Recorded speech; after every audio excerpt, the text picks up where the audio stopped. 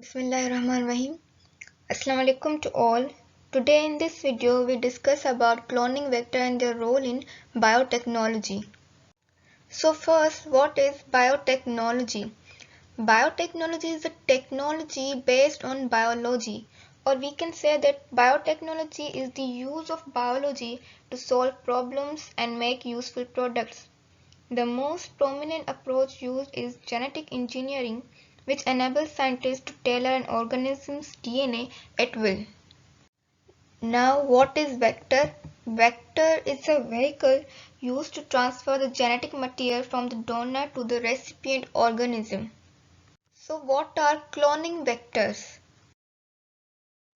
Cloning vector, these vectors are used for the cloning purposes. These vectors are DNA molecules that can carry a foreign DNA fragment and replicate inside the host cell. ये cloning में help करते हैं और ये vector जो है foreign DNA को लेंगे और होस्ट बॉडी के सेल में जाएंगे.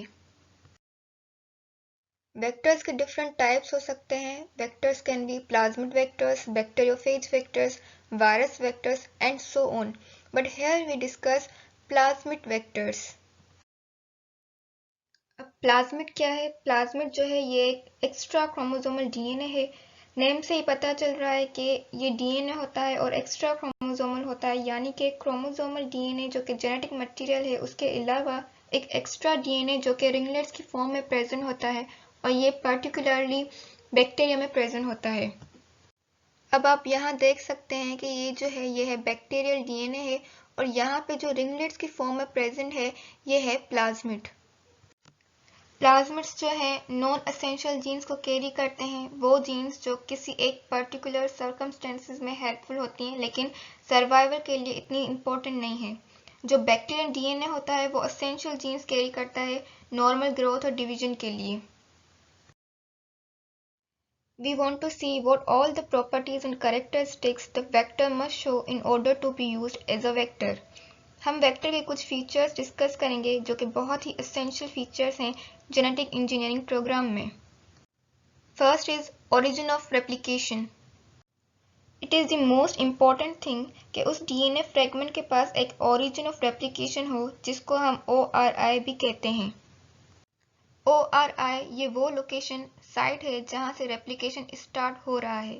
रेप्लिकेशन मीन्स डीएनए से डीएनए फॉर्म, इसलिए हम इसको कहते हैं origin of replication. The second important feature is selectable marker. Selectable marker ये वो तरीका है जिससे हम डिफ्रेंशिएट करेंगे ट्रांसफॉर्मेंट और नॉन ट्रांसफॉर्मेंट सेल के बीच में. फॉर एग्जाम्पल हम दो सेल्स लेंगे, एक में हमने रिकॉम्बिनेंट डीएनए ट्रांसफर कर दिया, दूसरे सेल में हमने रिकॉम्बिनेंट डीएनए ट्रांसफर नहीं किया. हम कैसे फ़र्क पता करेंगे? और ये फ़र्क पता करने के प्रोसेस को हम selectable marker कहते हैं. And the genes which can be used as selectable marker is antibiotic resistant genes. This could be ampicillin, tetracycline or any other antibiotic. The third feature is ROP. This is called protein of replication.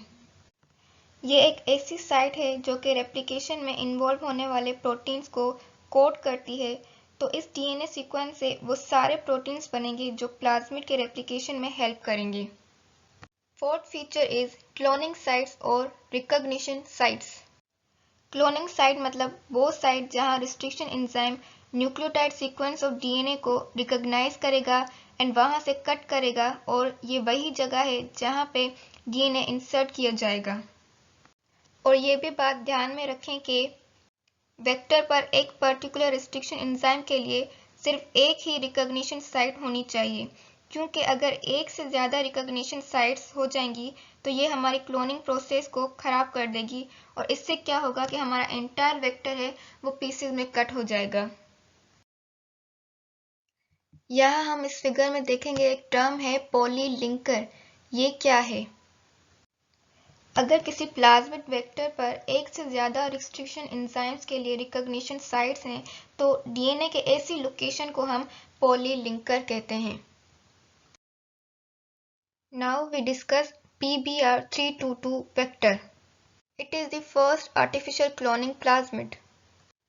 P stands for plasmid, B stands for Bolivar, R stands for Rodriguez. ये जो B और R हैं, ये जो है initial letters हैं उन scientist के नेम के जिन्होंने इसे कंस्ट्रक्ट किया था। 322 इज़ अ नंबर, और हम कह सकते हैं कि कोड है जो कि इसे दिया गया है ताकि हम इसको डिफ्रेंशिएट कर सकें दूसरे प्लाज्मिड से। अब हम डिस्कस करेंगे structure of PBr322। It contain 8 restriction endonuclease sites. अब हम यहाँ पे काउंट करेंगे 1 2 3 4 5 6 7 एंड 8। ये 8 रिस्ट्रिक्शन एंडोन्यूक्लियस साइट्स हैं और ये जो है सब ये एंडोन्यूक्लियस हैं। अब आप यहाँ देखेंगे कोई भी एंडोन्यूक्लियस रिपीट नहीं हो रहा है।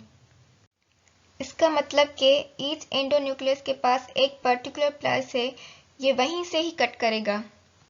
अगर हम एग्जाम्पल लें ई कोराई का, ये इसके पास यही एक प्लेस है जहां से ये कट करेगा। So the meaning of this is कि ये वेक्टर जो है 8 डिफरेंट रिस्ट्रिक्शन एंडोन्यूक्लियस से कट होगा, लेकिन each endonuclease will cut it only at one particular place. इसके पास 2 जो है सिलेक्टेबल मार्कर्स हैं। सिलेक्टेबल मार्कर्स वो जो मैंने आपको पहले भी बताया था कि जो हेल्प करते हैं डिफ्रेंशिएट करने में ट्रांसफॉर्मेंट और नॉन ट्रांसफॉर्मेंट सेल के बीच में। It has selectable markers, both are antibiotic resistance gene, ampicillin resistance gene, tetracycline resistance gene. It has one ORI site. It is a place जहाँ से replication start होती है, and ROP for protein purpose.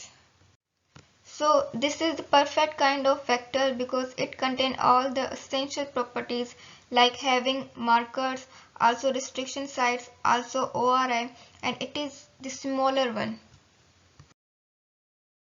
Thank you.